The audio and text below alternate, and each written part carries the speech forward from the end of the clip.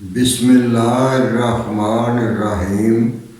السلام علیکم ورحمۃ اللہ وبرکاتہ۔ دوستو، میرا آج کا موضوع ہے عمل اور کامل میں کیا فرق ہے۔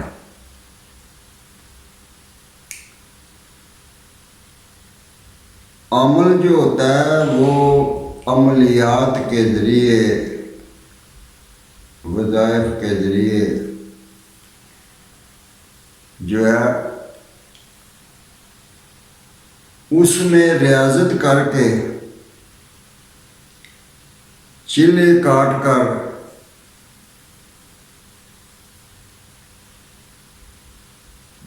جس چیز کے لیے وہ چلا کاٹتا ہے وہ اللہ سے مانگتا ہے، اس کا بدلہ جو ہے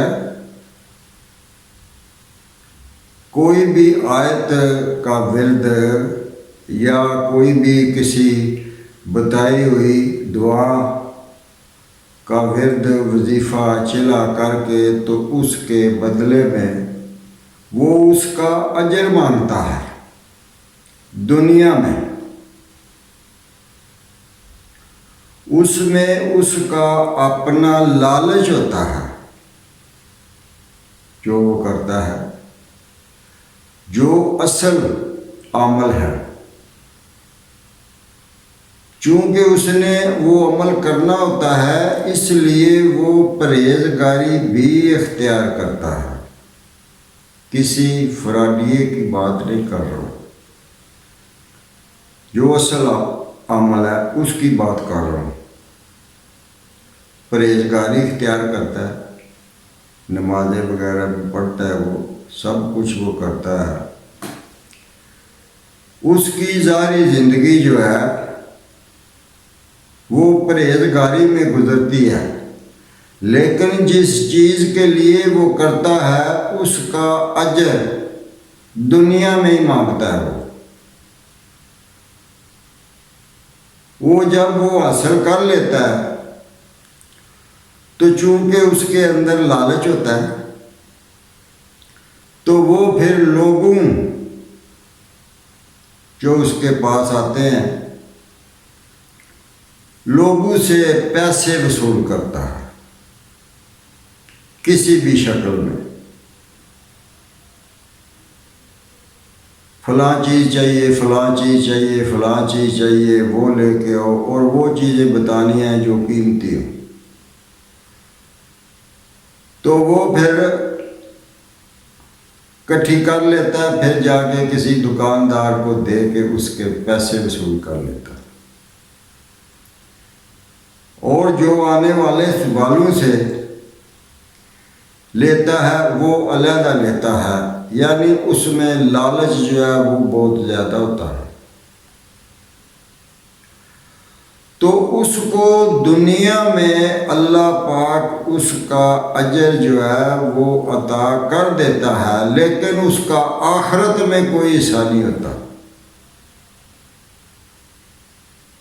جیسے ربنا آتنا فی الدنیا حسنۃ،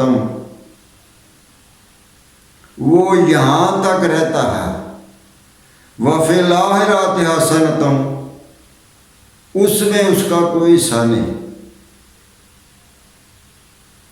وہ دنیا تک محدود رہتا ہے، دنیا کا مال جو ہے اس کو وہ چاہیے ہوتا ہے، اس لیے وہ اپنے آپ کو ریاضت میں ڈالتا ہے، وہ چلے کرتا ہے۔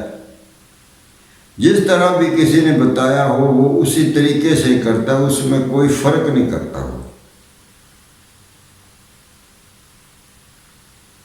تو وہ اس طرح کے تجربات جو ہے وہ حاصل کر کے تو اپنا ایک آسن لگا کے وہ بیٹھ جاتا ہے۔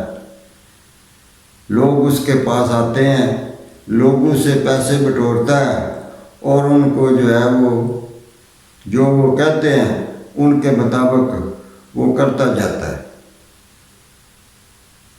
تو لوگوں کا کام ہو بھی جاتا ہے۔ تو جس طرح کا وہ ہوتا ہے اسی طرح کے لوگ بھی اس کے پاس آتے ہیں۔ تو وہ پھر اپنے آپ کو درویش ظاہر کرتا ہے کہ میں درویش ہوں، لیکن وہ درویش نہیں ہوتا، وہ عامل ہی ہوتا ہے، اور جس کے لیے کرتا ہے وہ اللہ تعالیٰ اس کو دے دیتا ہے، تو وہ دنیا تک محدود ہو کے رہ جاتا ہے۔ اور اس کے مقابلے میں نے بولا کامل، تو جو کامل ہوتا ہے وہ درویش ہوتا ہے، وہ اللہ سے کیا مانگتا ہے؟ جیسے علامہ صاحب فرماتے ہیں، میں آپ کو بتا دوں کہ جب بھی میں علامہ صاحب بول رہا ہوں تو اس کا مطلب علامہ اقبال رحمۃ اللہ علیہ ہوگا۔ تو وہ فرماتے ہیں متاع بے بہا ہے درد سوز و آرزو مندی، کہ میرے پاس اس کا دیا ہوا درد اور سوز میرے لیے یہی کافی ہے، مجھے اس کے سوا اور کچھ بھی نہیں چاہیے مگر جو اس کی مرضی ہو۔ وہ جو کرتا ہے اپنی مرضی سے وہ کرے، لیکن وہ کسی بھی چیز کا طلبگار نہیں ہوتا، وہ اللہ سے مانگتا نہیں، وہ ایک ہی چیز مانگتا ہے جس کا علامہ صاحب ذکر فرما رہے ہیں، درد و سوز، کہ یا اللہ مجھے درد عطا کر۔ تو علامہ صاحب ایک اور جگہ فرماتے ہیں محبت کے لیے دل ڈھونڈ کوئی ٹوٹنے والا، یہ وہ میں ہے جو رکھی جاتی ہے نازک کعبگینوں میں۔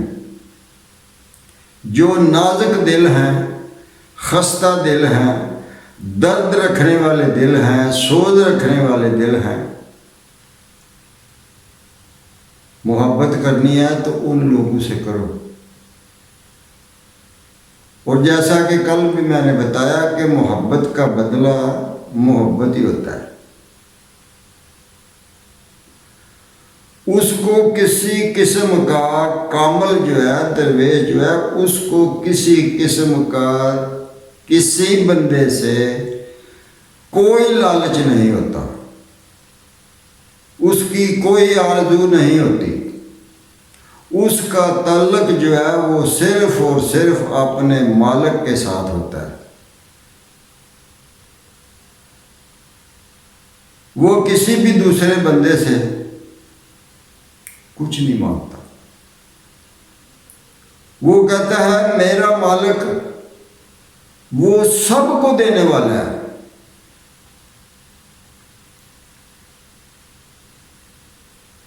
تو میں کسی دوسرے سے کیوں مانگوں؟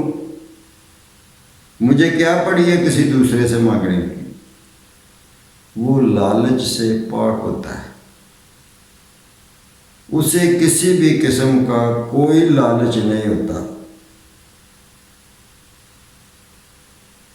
اس کے دل میں محبت، اس کا عشق،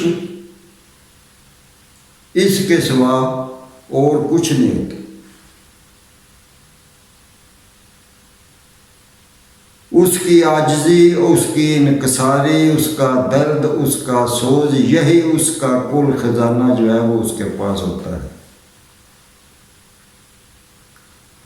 اور اس کا دیا ہوا درد، وہ کہتے ہیں نا درد دل کے واسطے پیدا کیا انسان کو، یہ بہت بڑی چیز ہے درد۔ اگر بندے میں سے وہ درد جو ہے، جو اللہ تعالیٰ نے بخشا ہوا ہے، دیا ہوا ہے، اپنی طرف راغب کیا ہوا ہے اپنے بندے کو، اگر وہ اس کا چھین جائے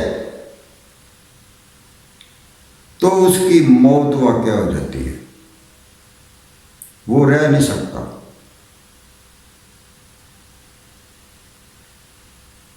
محبت اور عشق، محبت جو ہے یہ پہلا سٹیپ ہے، اور محبت جب ترقی کی منزلیں طے کرتی جاتی ہے تو پھر وہ عشق میں تبدیل ہو جاتی ہے۔ محبت کسی بھی موڑ پہ، کسی بھی زندگی کے حصے میں ختم بھی ہو جاتی ہے، لیکن عشق وہ ختم نہیں ہوتا۔ وہ ایسے ہوتا ہے کہ جیسے پانی میں مچھلی کو اگر پانی سے نکال کے باہر رکھ دیں تو وہ چند لمحوں میں تڑپ تڑپ کے اپنی جان دے دیتی ہے۔ یہ محبت کا اعلیٰ درجہ ہے جس کو مودت کہتے ہیں، اور وہی عشق ہے۔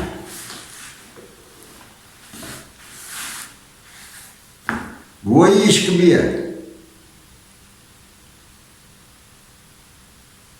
تو اس کا کل مال و متاع جو بھی ہوتا ہے وہ یہی ہوتا ہے، اس کا عشق، محبت اور اس کا دیا ہوا درد۔ مولانا جلال الدین رومی کی ایک چھوٹی سی حکایت بیان کرتا ہوں کہ درد کی قدر و منزلت جو ہے وہ کیا ہے، اور انہوں نے اس ضمن میں وہ حکایت لکھی ہے کہ جو بندہ اللہ سے دعائیں مانگتا ہے تو دعاؤں کے پورا ہونے میں جو دیر لگ جاتی ہے، تاخیر ہو جاتی ہے، تو اس کی وجہ کیا ہے، کیوں تاخیر ہوتی ہے؟ تو دوستوں وہ بتاتے ہیں، مثال دیتے ہیں کہ فرض کرو ایک سخی عاشق مزاج، بہت پیسہ اس کے پاس، وہ لوگوں میں بانٹتا ہے، جو بھی آتا ہے اس کو دیتا ہے، کسی کو بھی اپنے دروازے سے خالی نہیں بھیجتا، جو بھی آ جائے وہ کسی سے یہ نہیں کہتا کہ تم تو ہٹے کٹے ہو، تم کیا لینے آئے ہو، نہیں، جو بھی جاتا ہے وہ اس کو دیتا ہے۔ تو وہ کہتے ہیں کہ ایک عاشق مزاج سخی، اس کے پاس دو عورتیں آتی ہیں اس کی مہربانیوں کو سمیٹنے کے لیے، کچھ لینے کے لیے۔ تو ان میں سے ایک عورت ادھیڑ عمر کی، 45-50 سال کی، اور دوسری جو ہے وہ نوجوان خوبصورت۔ تو سوال کرتے ہیں کہ وہ پہلے کس کو دے گا، وہ خیرات پہلے کس کو دے گا، وہ ادھیڑ عمر والی عورت کو دے گا یا اس خوبصورت نوجوان لڑکی کو دے گا؟ تو بات سنتے بہت سے دلوں میں، ان کے ذہنوں میں یہ آ جاتا ہے کہ وہ پہلے اس کو دے گا، نوجوان لڑکی کو۔ مولانا پوچھتے ہیں، ہاں بھائی سوچو، بتاؤ کہ کس کو دے گا؟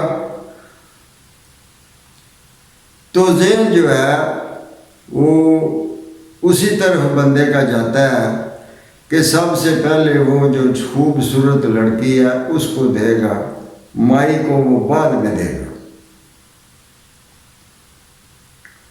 تو وہ فرماتے ہیں نہیں،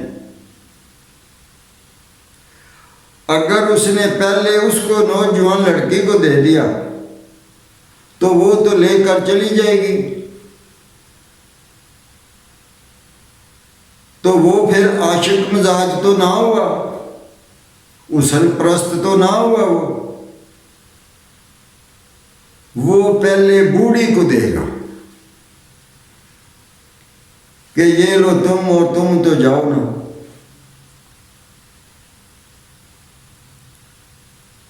تنہائی ہونے دو، تم جاؤ۔ تو وہ لے کر چلی جائے تو وہ اس کو خوبصورت حسن کو وہ بٹھا لے گا، کہے گا بیٹھو، تازہ کھانا تیار ہو رہا ہے، بڑا لذیذ، تمہیں وہ دوں گا اور خود بھی کھا لینا اور اپنے گھر والوں کے لیے بھی لے کے جانا، لیکن تھوڑا انتظار کرو۔ تو وہ بیٹھ جائے گی، اس کو بھی لالچ ہے کہ مجھے جو ہے تازہ کھانا ملے گا، وہ بھی لالچ میں بیٹھ جائے گی۔ تو اس کا تو دل وہی کر رہا ہے کہ میں اس کو دیکھتا رہوں، عاشق مزاج ہے، حسن پرست ہے وہ، تو وہ بہانوں سے اس کو ڈیلے کرتا جائے گا۔ کھانا آ جائے گا، اس کو بولے گا یہ لو کھاؤ، تو وہ کھانا جب ختم ہونے والا ہوگا تو وہ بولے گا ابھی چائے آ رہی ہے، وہ بھی پی کے جاؤ، بولے گا وہ باداموں والا حلوہ بڑا لذیذ بڑا مزیدار وہ آ رہا ہے، وہ بھی اپنے گھر لے جانا، بیٹھو۔ یعنی بہانے کر کر کے اس کو اس کا ٹائم جو ہے وہ لے گا، کیوں؟ وہ حسن پرست ہے، وہ اپنی آنکھیں ٹھنڈی کرے گا۔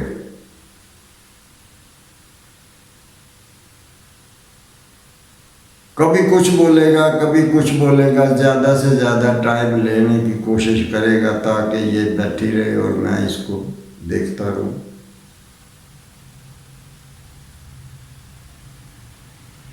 تو وہ فرماتے ہیں کہ جب بندہ اللہ کی بارگاہ میں